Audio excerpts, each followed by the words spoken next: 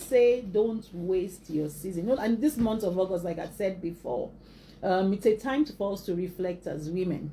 So when we say don't waste your season of singleness, we are saying that your season of singleness, when you treat it merely as a waiting period, you might lose what it's supposed to do for you, because there's some benefit it's supposed to give to you. Yeah. So when you are merely waiting for marriage instead of meaningful preparation in that season, you are wasting that season. Sure. Because that season could produce for you healing, it could mature you, it could deepen your relationship with God. But if you don't know to do that, to actually maximize that season, you waste it. Yes.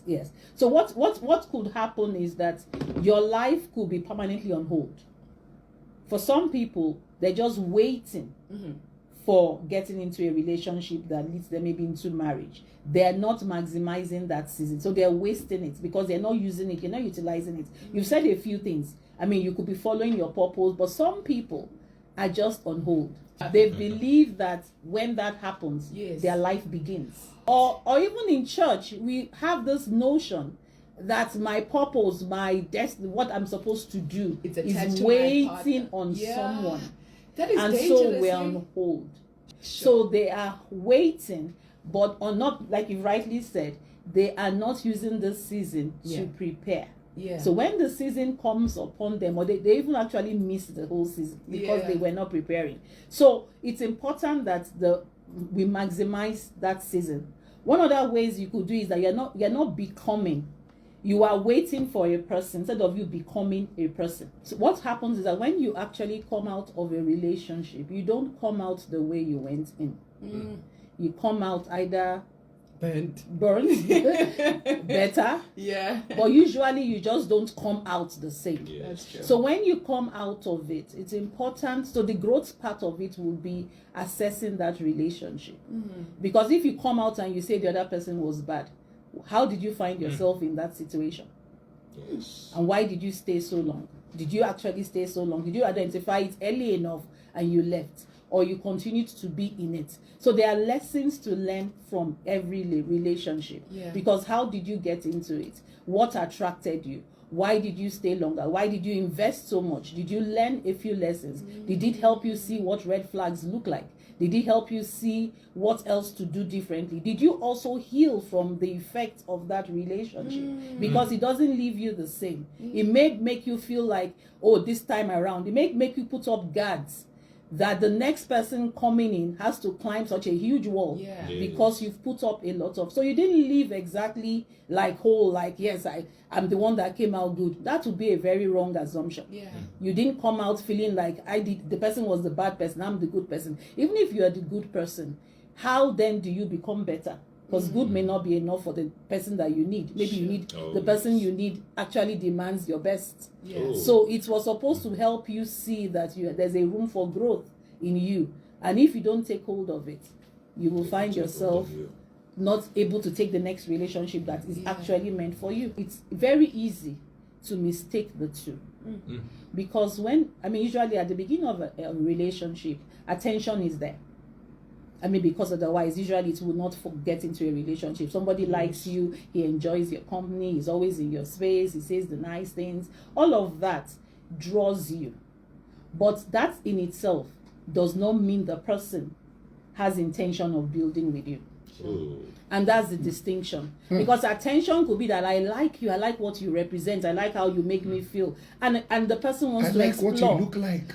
Of course, that's a big one. I like what you look like. So I want to explore all of that. I want to see if something can build. But when it remains, what happens, unfortunately, is that it can remain at that level for months. And unfortunately for us, not unfortunately, some women, or rather because wisdom will help you understand it differently. What happens is that you build a castle on that attention. You don't try and define what exactly is this person saying. So he's on, and it's a beautiful feeling. He cares. Who doesn't want to feel love? Who doesn't want to feel like I belong? Oh, he gets me, he understands me. And so you build a bit more than what his person is saying. And then what eventually will happen is when the person cannot move forward, because they don't intend to move forward, or they don't. That was they liked it, but it wasn't enough for them. For where they're going. It doesn't mean that they didn't like you. Yeah. It just means that they can't take it forward. No, that happens a lot. There are people who are serially, I like this, and they know how to break your defenses to the point where you become attacked. But some, I mean, and it works both ways. It actually works both ways. Some women can actually also go after you until it seemingly they say the nicest things. But what happens is, because we're talking about women and today we're talking about women as well, what then happens is that your defenses are broken, you invest too much, but they don't have that intention. So attention alone is not enough. Attention isn't intention. While attention is beautiful, you must be seeking intent. You must be seeking clarity, and that's why you will find that they will say maybe a guy has been with a lady for 2 years, 3 years, 4 years. Then he meets another person. 6 months, they marry. Like, and then you wonder that what was he doing with me? The issue was that it didn't mean that he didn't like you or whatever. He just did not get to the point where he was willing to settle with you or build with you, and then you get hurt. So it's important for us to begin to distinguish between attention and intention. That question is an important question that is necessary when attention continues without clarity. But how you go about it is something that's one of the things I can't do too much on it now, but it's one of the things we're going to be talking about at the seminar we're having, and it's called No More Almost, because we want to break down some of the things we've been talking about today, because it's not a particular way. It's not necessarily a particular sentence or how to ask it. It's how you build it up. You know, one of the things that we teach, if you've ever, when it comes to singles and dating, is that dating is for data collection. That's how we define it. Dating should be a time for you to collect data. But in collecting that data, you decipher that data. But then you then begin to see, how do I introduce? You watch what he's doing. You assess it. You just don't come up and say, it's been 7 months now, so when are you asking this question? You begin to find out what is he saying from what he's doing. What kind of data is he collecting? What kind of data am I receiving from his actions? Does it suggest that he's going in that direction? So you begin to assess a few things yourself, so that when you bring it up, it's something that you're going to bring up in a particular way based on the interactions you've had. You can begin to ask different questions. Not necessarily, so what are we doing about? When are you going to see my parents? You can ask different questions that say the same thing or lead to the same thing, because you have taken time to make it a data collection session, or rather, so that you know how to present it without it being like a querying session. And also you mustn't ultimatum. And you mustn't be afraid to ask that question. You must also take time to ask that question before you invest unnecessarily. Both your emotions. Some people invest their finances and then feel that somebody cheated them or somebody took advantage of them. It was that you allowed that to happen, and different things you will invest. So you need to ask those questions of yourself also. In what way am I helping this relationship? And also, is this where I want to go? Have you asked those simple questions around, is this what God is saying? Do we align in terms of vision? So if you've asked those questions, then it will be easier, because you could be asking, what's your vision now? There are ways to ask this question. And we shouldn't be afraid to ask, because what happens is that, and of course it depends, if you are at an age where you're feeling like time is passing me by, you might not want to ask because you don't want to upset the boat. But it's rather you upset the boat now and come out of something that is not going to lead you anywhere. But it's how you do it. So you have to start by querying a few things. That's why we talk about attention isn't intention. Okay, let me come in. It's how you do it. It's how you do Meaning it. it's a skill. Meaning you need to learn it. You need to learn it. So you need to show up at the seminar. Okay, yes. It's titled No More Almost. We're going to be teaching some of these things that you need to know, so that you don't find yourself picking up the short end of the stick, and then you feel robbed, you feel someone used you, you feel someone had depleted you emotionally, and you've thrown everything. Some women are so, and they throw in everything. They put their body, you start cooking, you start acting like your wife when you are not.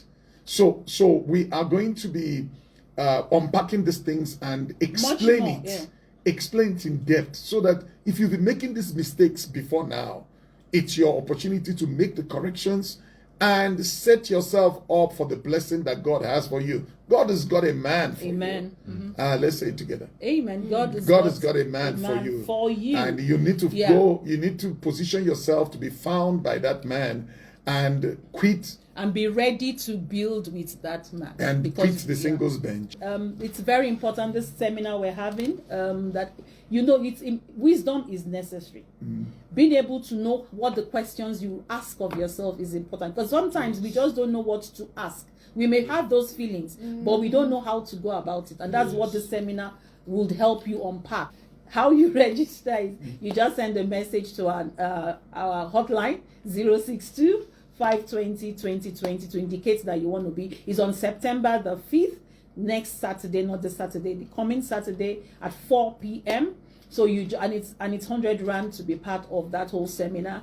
But you register via WhatsApp 062 520 2020. Absolutely. Always a pleasure to have you guys. I'm very interested to hear what the next month's theme. Of course, you're going to want to tune in next week, Wednesday. It'll be the 2nd of September, the start of a brand new month. And of course, the Doctors of Love always have something interesting to unpack every single month. And I'm sure next month will be no different. But of course, as always, Dr. Chucks, Pastor Twain, we thank you. Yeah. Thank you so much. For all the single ladies out there, get on your WhatsApp now. Send that message. 062 520 2020. Do yourself a favor. Let God teach you what He needs for you to learn, so that you can move to the next level and next stage of His doings and workings in your life. Yeah. God bless you.